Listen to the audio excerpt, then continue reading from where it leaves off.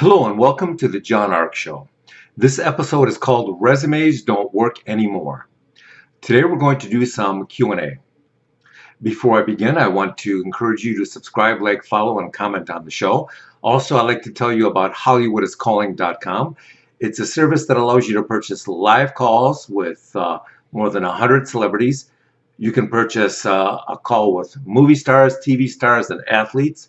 A live 15-second call is $19.95 and a live 30-second call is $29.95. So give it a try. HollywoodIsCalling.com.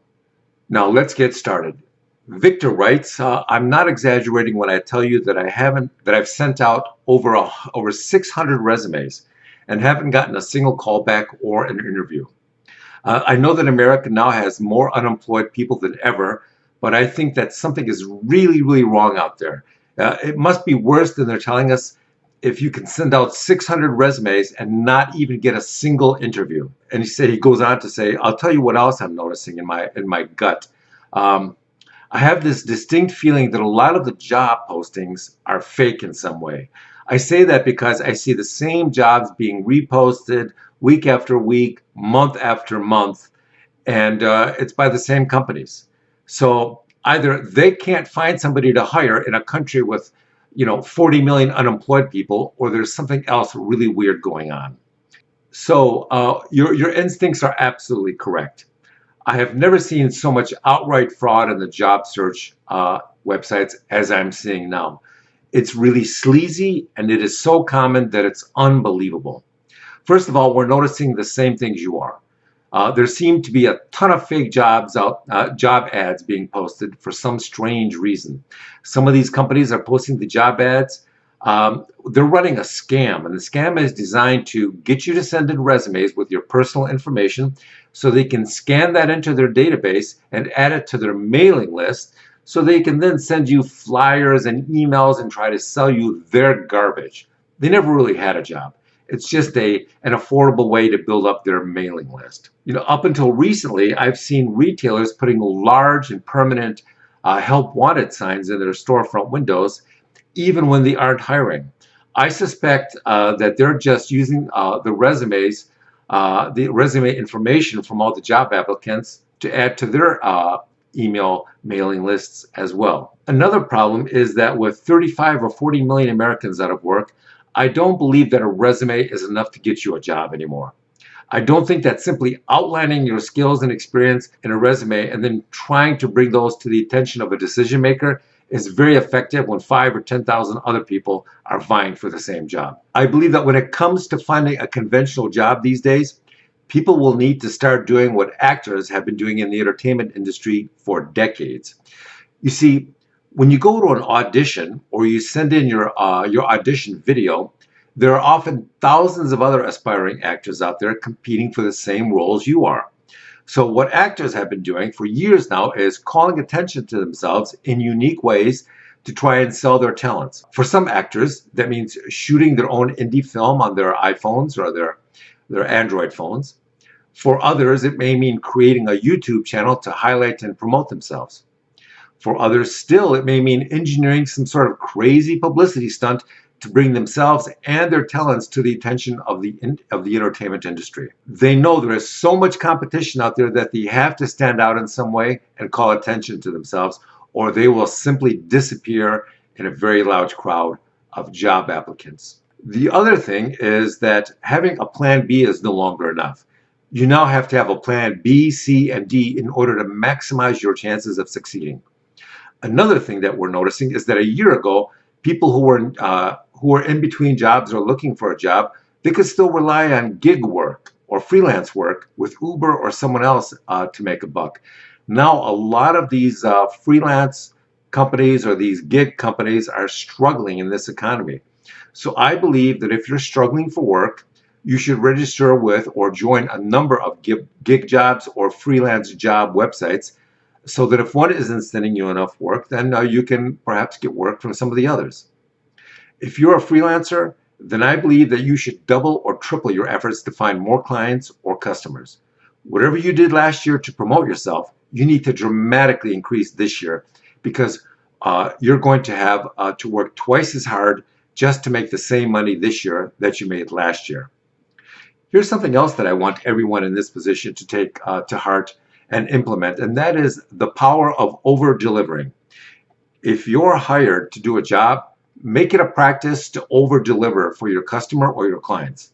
Nothing, and I mean nothing, impresses a client more than someone who over-delivers on what they promised. Whether you're a plumber, a programmer, or a wedding photographer, if you're hired to deliver X and you deliver more than you're required, then at that point, you're in a great position to tell your client that, listen, I know that this is more than I was required to deliver, but I believe that if I over deliver to my clients, then a client is more likely to refer more customers to me in the future.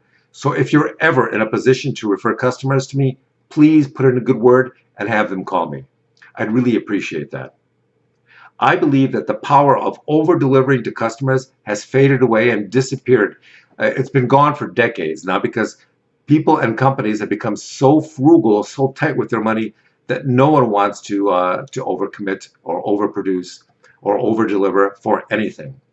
That's why I believe people and companies should begin to over-deliver now more than ever to get new clients and to keep existing clients happy. Something else that bothers me about resumes, it's bothered me about resumes for years now, and that is that they're no longer read by humans. They're just scanned and filtered through by software looking for certain keywords on your resume.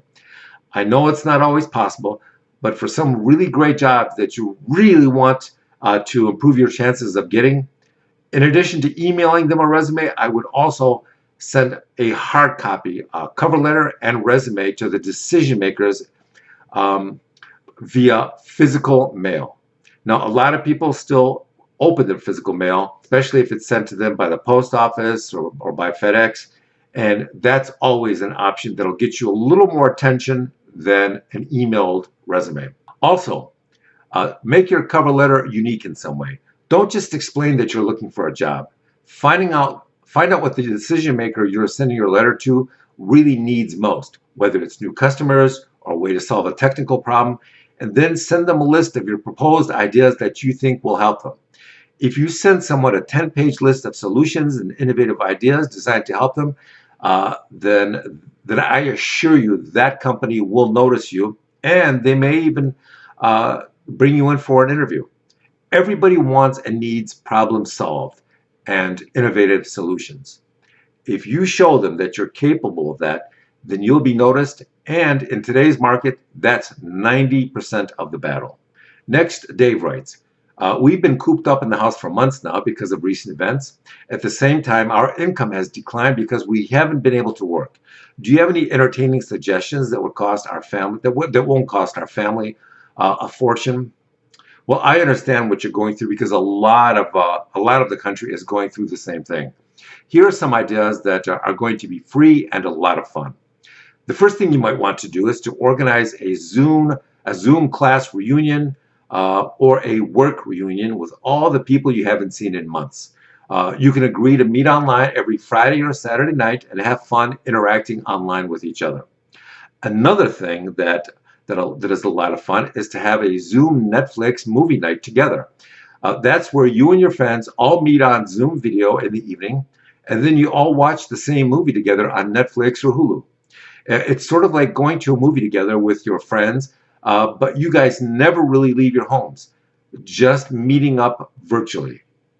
The one thing you have to remember is to all synchronize the start time of your movie together so that you're each watching the exact same scene at the exact same time with everybody else on your Zoom call. Another thing that I'm hearing people are doing is that they're meeting up on Zoom in the evenings and they're having drinking parties together while they watch sports or a movie, or they play video games together online while getting drunk.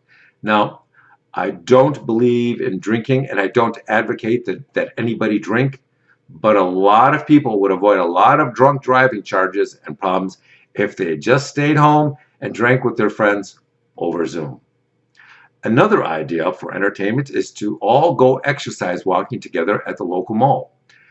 The nice thing about an indoor mall is that the weather really doesn't matter. It's irrelevant. If your gym is still closed, then you can get in some great exercise by meeting your friends at the local mall and having a good indoor walk and social gathering with them. Next question. We're thinking of retiring and moving out of the country. What are great places to consider? Well, this is another really common question. I would check out Poland, France, Costa Rica, Panama, and Central America. Do a lot of research online and watch as many YouTube videos as you can. There are thousands of videos that are created by other retirees who have already moved to those countries, so check them out. Also, stay away from socialist countries and stick with foreign countries with a good, safe economy and low crime, and nations that have a strong relationship with the United States. So with that, I want to thank you for watching, and we will talk to you soon.